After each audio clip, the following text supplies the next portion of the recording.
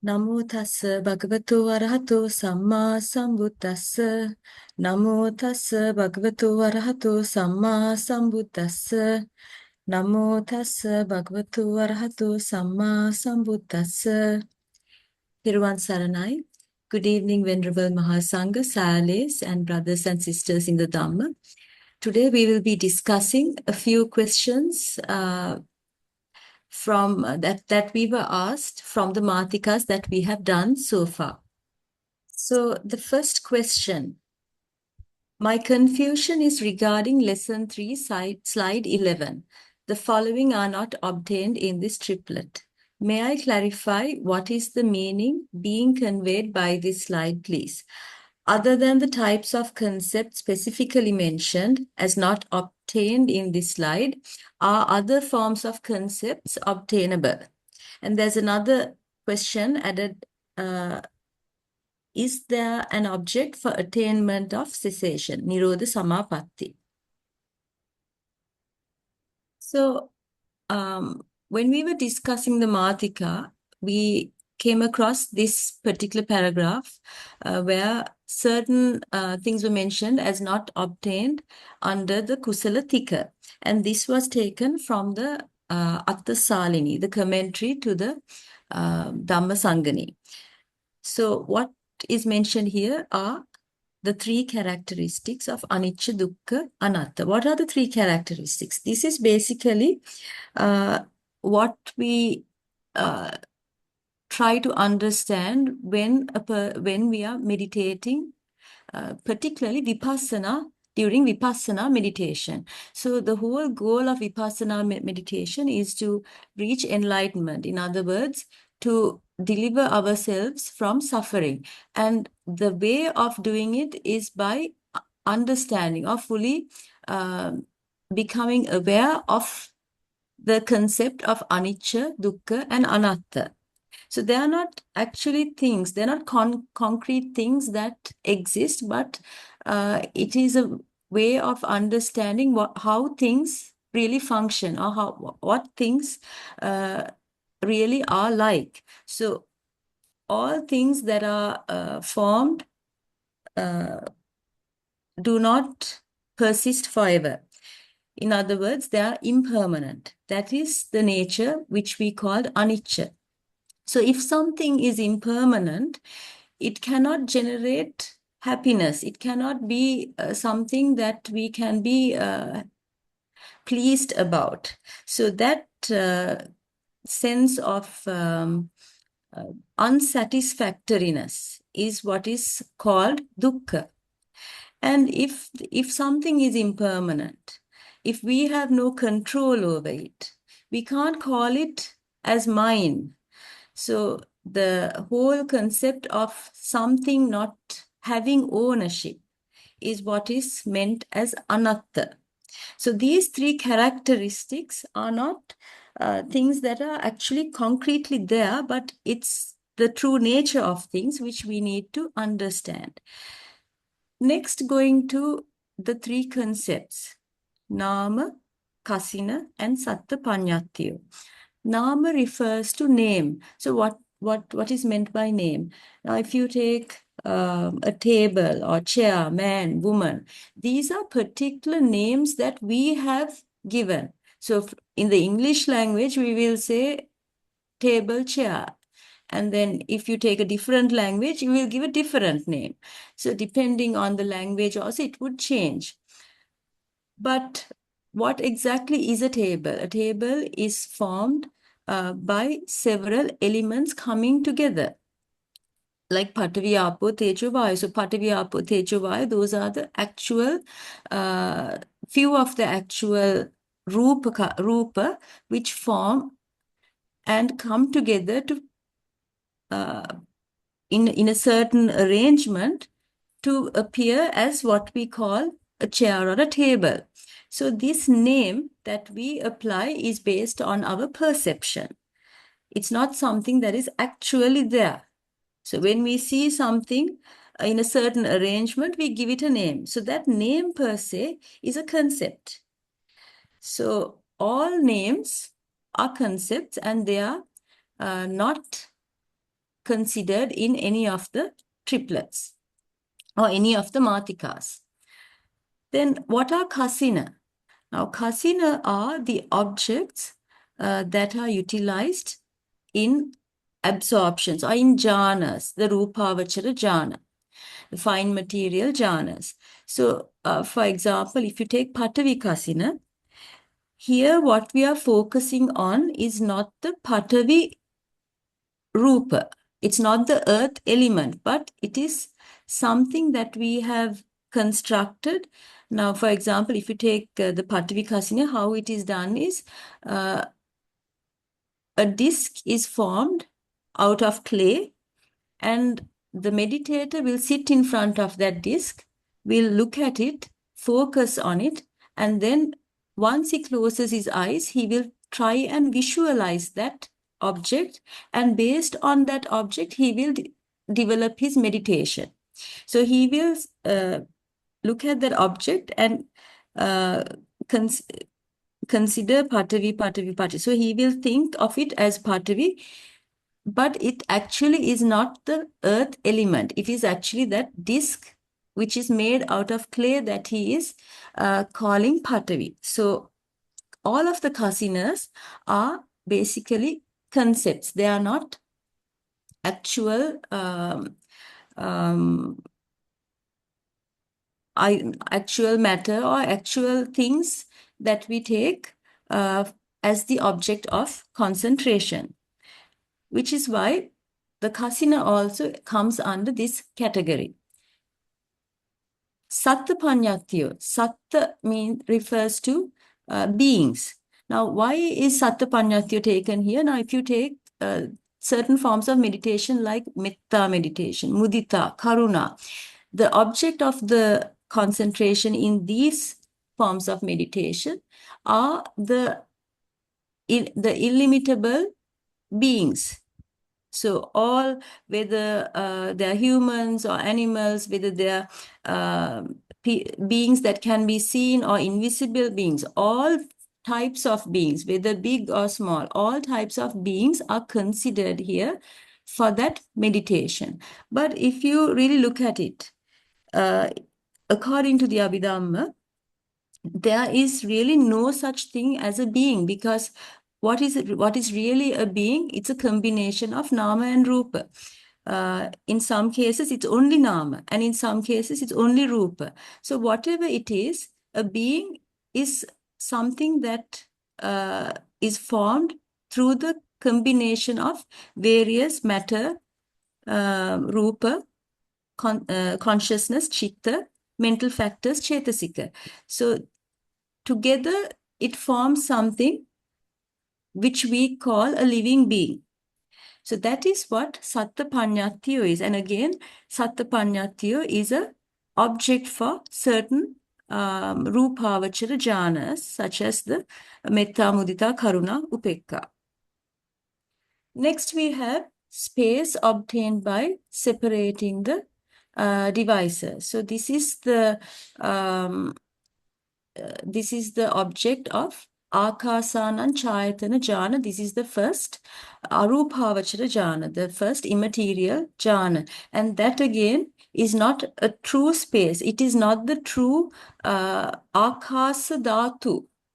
So here what we call space is, now during the kasina meditation, the meditator considers a certain kasina. Say, for example, if it's the Patavi kasina, they are considering that disc. So when they reach the level of the fourth jhana, thereafter, they can start focusing on developing immaterial or arūpāvachara jhana. So what they do is, they extract that kasina or that object from their point of concentration and start focusing on the space which it creates. So when you extract the object, a space is created, and that is what they start focusing on. Again, it is not the true space that we call ākāsa rūpa. It is again a concept. Then open space, ajtakāsa, is just the open space. That again is not a true true element or something that truly exists, because what we consider as open space actually contains air, gas, and a lot of things that we cannot see. So this again is another form of concept. Object of nothingness or nattikinchi in Pali. This is the object of sorry, not Nevasanya, Akinchanyayatana jhāna. So that is the third arupavachara, the third immaterial sphere jhāna. That again is a concept. And finally, attainment of cessation, Nirodha samāpatti. Now, what exactly happens in Nirodha samāpatti is that the meditator has developed the mind to such an extent that he can stop the mind from occurring. So he basically pauses the process of the mind from forming. So normally in a being, you can't stop the process of the chitta viti. So the consciousness appears one after the other. It's like a river flowing. But a person who has developed the mind and reached the attainment of cessation, reached Nirodha samāpatti, they are able to kind of pause that process and stop the mind from arising, basically. So if there is no arising of the mind, then thereafter it's kind of like a void. There is nothing there. So that again is not obtained in this triplet or any of the triplets. So there's a question. So I will answer the question, is there an object for attainment of cessation? The answer is no, because Nirodha samāpatti means that the mind is not arising. There's no chitta cetasika arising during the attainment of cessation. So because there's no chitta cetasika arising, there cannot be an object, because there is no mind to take an object. It has stopped, and until that meditator comes out of Nirodha samāpatti, until such time, there is no object, there is no mind to be taking an object. So the answer is no, there is no object for attainment of cessation, because the mind is not arising. So coming back to the question, other than the types of concept specifically mentioned as not obtained in this slide, are other forms of concepts obtainable? So the answer again is no. So basically the Mātikā classifies only the ultimate realities, the paramattha dhammā. So what are these? These are the 89 chitta, consciousness, 52 cetasika, mental factors, the 28 rūpa, matter, and nibbāna. So basically none of the concepts, the paññatti, are classified under any of the Mātikā. However, you must keep in mind that paññatti, concepts, can be sense objects or arammana for certain chitta cetasika. So for example, all 15 rūpāvachara jhāna chitta cetasika, all 15 of them take concepts or paññatti as their object of concentration. So the rūpāvachara jhāna themselves are part of the 89 chittas. They are paramattha dhammā, they are ultimate realities. Therefore, they are classified under Mātikā. But the objects that they take, that they concentrate on, are concepts, are paññatti. But you need to keep in mind that none of the concepts per se, none of the paññatti are classified under any of the Mātikā, because they are not ultimate realities. We now come to the second question. In the vedanā tika, my question is, for pure vipassana, Suskavipassaka, Arahants, which level of jhāna would their concentration be?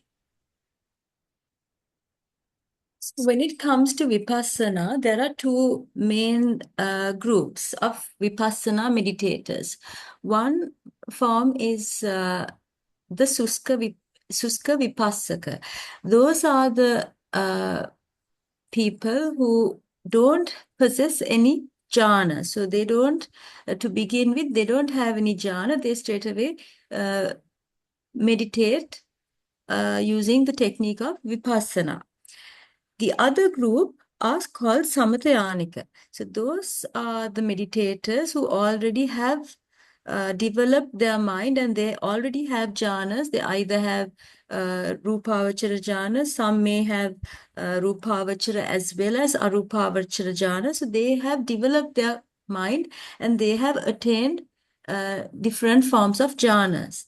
So whether a person has attained mundane jhanas or whether they have not attained mundane jhanas, it doesn't matter for vipassana. One still can develop their mind and liberate themselves regardless of whether they have mundane jhanas or not. So the question here is at which level of jhana would a Suskavipassaka Arahant reach when they become an Arahant? So now we mentioned that there are samathayanika meditators. So those are the people who already have jhana. So generally, let's say, for example, a person has attained up to the third jhana. And using that third jhana, they switch over to vipassana meditation and attain the stage of stream enterer. And they keep on going on to reach the state of arahantship. So that particular meditator who had a jhana of the third jhana will be able to develop a supramundane jhana at that same level, the third jhana. But when it comes to pure vipassana, a person who does not have any baseline jhana to begin with, because the supramundane consciousness are also jhanas, they too will achieve a certain level of jhana when they become arahants, and that will be the first jhana. So because they don't have any jhanas to begin with, when they reach the stage of sotapanna and then sakadagami, anagami, arahant, if they have not attained any jhanas during the process, they will attain whatever supramundane jhana at the level of the first jhana. So Suskavipassaka Arahants or Suskavipassaka stream enterers or once returners or non-returners or any of them, if they have not attained any mundane jhanas, their concentration will be at the level of first jhana. We now come to the third question. In the upādiṇṇa tika, the four lakkhaṇa rūpa describe the arising, standing, and perishing of rūpa. Can the lakkhaṇa rūpa themselves also be described by arising, standing, and perishing? So under rūpa, we describe 28 different types of matter, 28 rūpa. And out of the 28, 18 are called nippanna rūpa, concretely produced matter. And the remaining 10 are called anippanna rūpa, non-concrete matter. So why are there these two separate entities? So if you take the concretely produced matter, earth, water, fire, air, these are things that are produced by various causes. Kamma, chitta, utu, ahara. Different causes come together and produce these 18 different types of matter. Then what about the 10 non-concrete or the 10 anippanna rūpa? So we look at them one by one. If you take the akasa dhatu, what exactly is akasa dhatu? Akasa dhatu is basically the space that is found between kalapas. what are kalapas? Now, the rūpa do not exist in isolation. For example, if you take the earth element, you won't have earth element, standing in isolation. The smallest unit that can exist is a suddhastaka. That means 8 elements coming together. Patavi, Apo, Tejo, Vayu, Vanna, Gandha, Rasa, Oja. So these 8 elements coming together will form the smallest unit that can exist in nature. And beyond that, you have Navaka Kalapa, Dasaka Kalapa, that is Kalapas that have 9 elements coming together, 10 elements, 11 elements, and so on. So the space between these rūpa kalapa or these groups of elements is called akasa dhatu or paricheda rūpa. It is that space which is between these kalapas. The next one is viññāti rūpa, kaya viññāti and vachi viññāti. So kaya viññāti is when a person moves a limb, like say a person thinks of lifting his arm, or he moves any part of his body, that is kaya viññāti. So it's not really a different type of rūpa, but the rūpa kalapa itself changes its form, and if it's the process of lifting the arm, the vayu dhatu or the air element becomes prominent and the arm is lifted upwards. So that is kaya viññāti. When it comes to vachi viññāti, that is the process of speech. And how is vachi viññāti produced? It is by the striking of the vocal cords. So the vocal cords will strike, and the air that is expired through those vocal cords which will generate sound. So again, it is not a separate rūpa itself.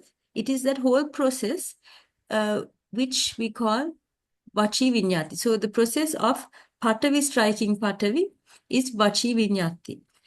Again, it is not a separate rūpa, but it is that process of generating sound through speech. Then we have the vikara rūpa, lahuta, mudita, kammanyata.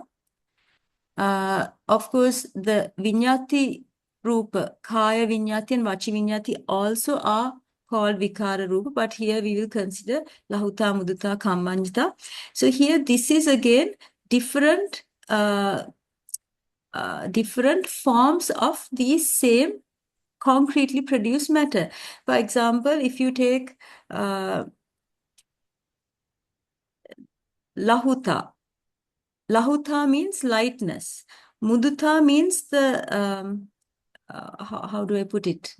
Becoming more easy to kind of mold or malleable.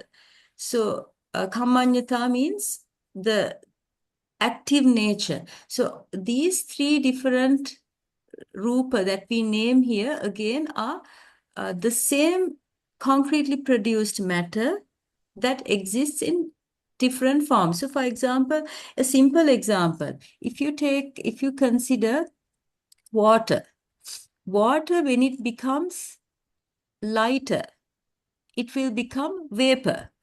Water, when it becomes harder, it will become ice. So it's the same elements that are present, but the way, due to temperature, due to changes in temperature, they can become either harder or they can become much lighter.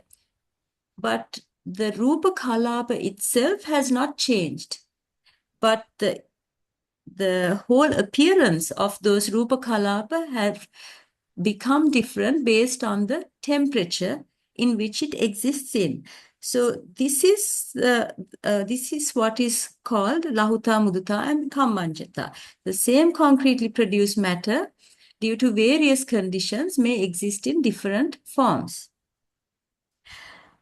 Next, we have the lakkhaṇa rūpa. Now, our question was also based on the lakkhaṇa rūpa. Rūpasya upacaya, santati, jarata, and anicchata.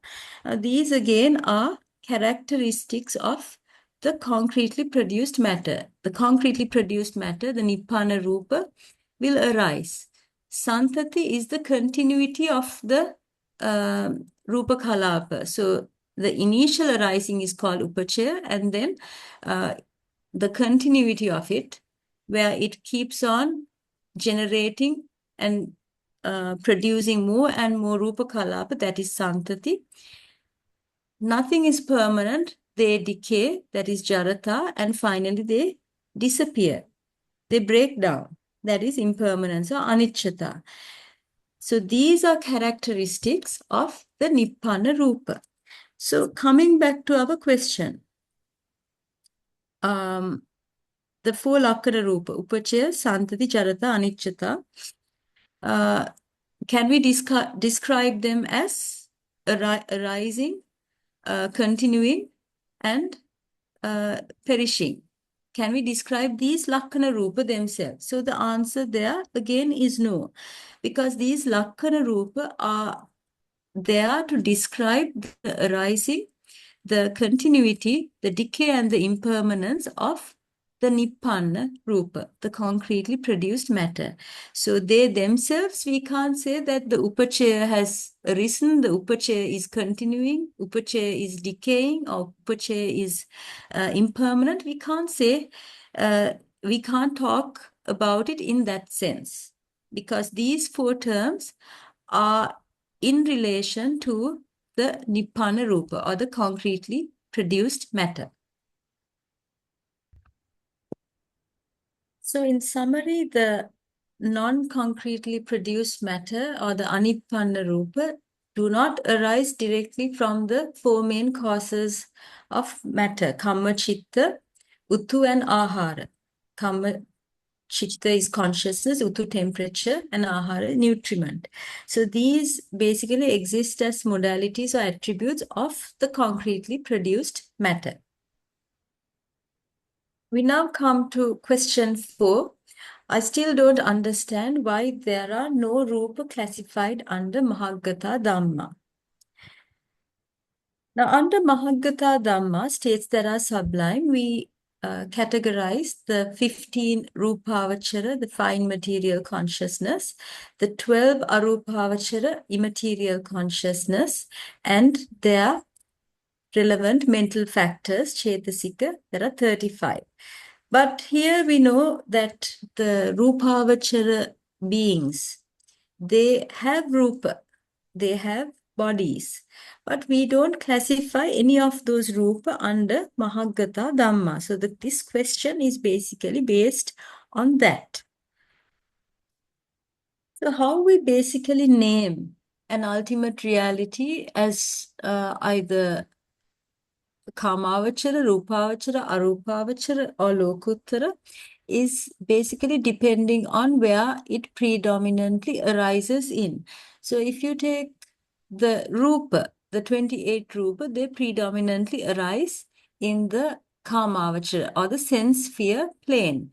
But it doesn't mean that it cannot arise in any other plane. So we know that the rūpa can exist in the sense sphere as well as in the fine material sphere. So when the rūpa arises in the fine material sphere, we don't call them rūpāvachara. They are still kāmāvachara because they predominantly arise in the sense sphere plane. So similarly, if you take these rūpāvachara or even the arūpāvachara brahmas, they also generate the kāmāvachara consciousness. So for example, if you take the lobha chitta, rūpāvachara or an arūpāvachara being can generate a lobha chitta. If they have not reached the state of arahantship, they too can develop these kāmāvachara chitta. So when they arise in the rūpāvachara plane, or when they arise in the arūpāvachara bhumi, we don't call them as a rūpāvachara chitta. We don't call them an arūpāvachara chitta. Those lobha chittas are still kāmāvachara. They are still sense sphere consciousness. So regardless of where they arise, we still call them as a sense sphere consciousness. So we will take a simple example. So this image shows a Sri Lankan pol roti. Pol roti is a form of flat bread made out of flour and coconut, and the accompanying pol sambal, it is a coconut chutney. So we call it Sri Lankan pol roti and Sri Lankan pol sambal because it's mainly made in Sri Lanka. So it is believed that it originated in Sri Lanka. So let's say a person goes and makes this roti and this sambal in another country. Let's say he makes it in Australia. Then will we call it Australian pol roti or Australian pol sambal? No, we still call it Sri Lankan because it is predominantly made in Sri Lanka and it is believed to have originated in Sri Lanka. We still call it by that same name. So regardless of where in the world it is made, the name or the label that we will give it will be Sri Lankan. So similarly, these rūpa are predominantly arising in the sense sphere. So when the rūpas predominantly arise in the sense sphere, we call these rūpa as kāmāvachara, because they predominantly arise there. So even if they arise in the rūpāvachara bhumi, they still are kāmāvachara rūpa, like in this example that we have given here. So we now come to the end of the questions and answers session.